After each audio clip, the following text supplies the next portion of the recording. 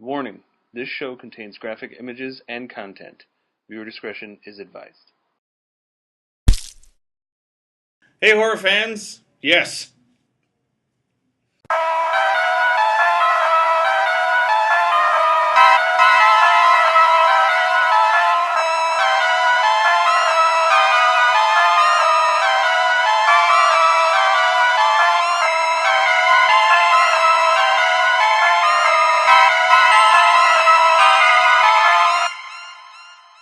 Hello, horror fans, and welcome to The Only Genre, episode 16. I'm SeanVidmar. And I just saw a car on fire. That's actually true. It's true. I did see one. This is Chevy Cobalt. Don't buy one. Danny Mason Jar Mecler. Oh, but it's a Chevy, not a Ford, like last episode where we Don't buy any car. Return to Nuke Em High Volume 1. I have not seen this original. I watched a trailer today. I actually was reading on Fangoria, and you thought this looked hilarious. Like, it looks dumb that you have to watch it. It's so great. I just found out about it like 30 minutes ago before we recorded the show, and Sean was telling me about it through text message earlier, and I could have sworn it was about Duke Nukem High School, which I thought would be hilariously amazing, but I like this better. Well, the good thing is that I've never seen the original. No. And this looks like something that I should have seen. But yeah. Basically, I mean, thrown right into, like, the Toxic Avenger type shit. It's a true masterpiece. Yes. It's amazing looking. Everything is in camera. All the special effects makeup. Everything is just right there in camera. And it's so over-the-top ridiculous. It's as cheesy and bad as any 80s slasher flick should be. So they're just following that tradition. And I don't know if you... It's beyond that, actually. I don't know if you caught that, but it's got Lemmy Kilmister from Motorhead. Yes. You saw that? Yes. Yeah. So, like, when I read up on it, I guess they actually have a lot of kind of... And Scott Bakula! They have a lot of random, like, just cameos in it. So that alone is interesting. And I guess Free Willy is in there. I guess Quentin Tarantino actually was the one that was like, "Oh no, don't just put out one. Have a part 1 and part 2." Nice. You know, via Kill Bill style. That's a good idea. Which I was like, "Oh, that's pretty funny." So there's actually a lot of fans out there. I'm assuming at least one person that might glance at our show once in a while is probably a fan. Comes out of this March 18th. Yes, and to DVD. I'm telling you this right now. I'm going to watch it, and I'm going to review it on the show.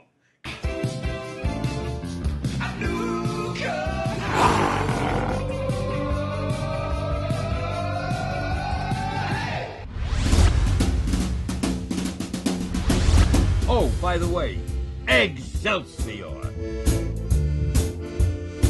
Bit of a downer. Harold Ramis passed away. He's famous for writing Ghostbusters, Meatballs, Caddyshack, Stripes, Groundhog Day, a whole bunch of fantastic early 90s and late 80s movies.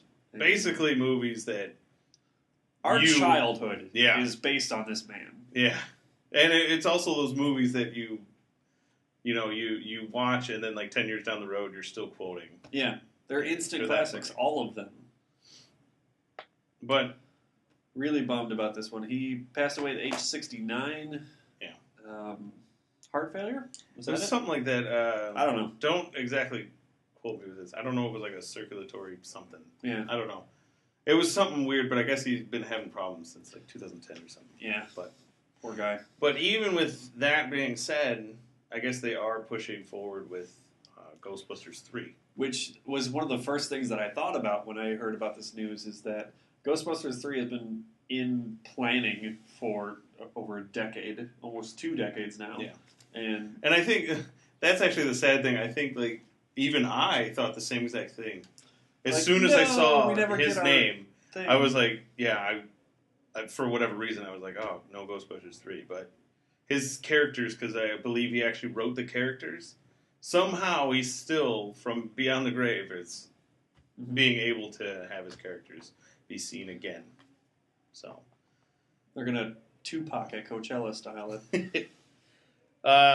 They're of course they have to revamp the script, I guess, a little bit. I mean, of course, because he was supposed to be in it with Aykroyd and Murray. I guess it was supposed to be those three and then three kind of newcomers to the Ghostbusters franchise. Yeah. But either way, I'm actually looking forward to it. I actually have a quote that I found that Murray said to Time. Magazine. Yeah, Time Magazine. He earned his keep He's not on just this. looking at a clock. He earned his keep on this planet. God bless him. There was actually off of RollingStone.com. I guess even Barack Obama had a quote about. Yeah. Which is strange. And of course, I didn't write it down or anything like that because I don't know. Yeah. Now, earlier this year, Philip Seymour Hoffman died, and that kind of affected both of us too. But this is way worse. Because I don't want to rate deaths really, but yeah, this no, one I mean, it hits me harder. Of course, I'm a fan of anybody that actually can write something, publish something, make film, and just anything like that, is someone to look up to. I think, even if it's just a pile of shit, no joke, shit, man. It's just like. Just the fact that someone can actually do something like that, but he, especially like Ghostbusters, was one of those things that when he passed away, it was seriously like a part of my childhood. Like, I mean, pretty much what Danny said, but the director Ghostbusters is one of my favorite movies, and not just saying that because he passed. It really was. I've been telling people for years. But the director is actually expected to meet with Sony Productions. Basically, they're trying to plan their next step. Did you see that picture on Facebook that's been going around of Slimer carrying Egon away? No. Oh, it's so tragic. We're definitely going to so tragic. This. Well, that's just it. As soon as this happened, we have FearNet.com. Come on, guys. Anyway, FearNet.com actually had something. They had one thing. It was like the 10 certain creatures or whatever that are so disgusting that they are adorable. Slimer was one of them. Yeah. And they actually just posted something that it was like 30 years and Ghostbusters, and all tied in together. And it was like a behind-the-scenes thing. It was a little article and stuff. So a lot of stuff, a lot of buzzing for, especially like the horror community. Even though Ghostbusters, like, it is like the horror, and I love movies like this where, they have like this great like actual storyline, and it was actually like kind of comedy and stuff like that. But it's just sad news. But Ghostbusters 3, fingers crossed. And yeah! So we're actually going to go to Carolynn Fogel with This Day in Horror History. And now, This Day in Horror History with Carolynn Fogel. Hello, horror fans. I'm Carolynn Fogel, and today, March 5th, The Creature from the Black Lagoon was released in 1954.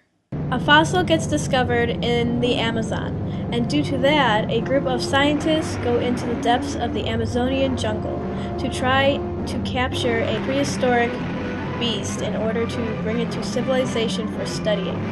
This classic film had two sequels, Revenge of the Creature in 1955 and The Creature Walks Among Us in 1956. A reboot has been talked about since 1982, within recent years of a talk that Gillman might get an origin story. Our fingers are crossed. Thank you for watching. I'm Carolynn Fogel, and that is your horror history lesson.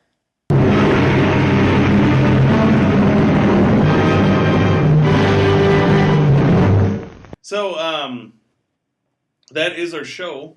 Hope you guys all enjoyed it. Let's go ahead and hear some comments on, Ghostbusters 3, and maybe a little bit of return to Nuke Em High, because it looks very interesting. We'll go ahead and like us on Facebook, find us on Twitter. And email us at theonlygenre@gmail.com. That too. So thank you very much for watching, and also remember to subscribe. What happened? And thank you for consuming our brains. And death! No, wait, that's not the right channel that we need to be on. Ow. Well, Stop. Stop. Why do I feel like it just got... Ba-da-ba-ba-ba! Okay. What? Raindrops on roses and whiskers on kittens. It's recording, right?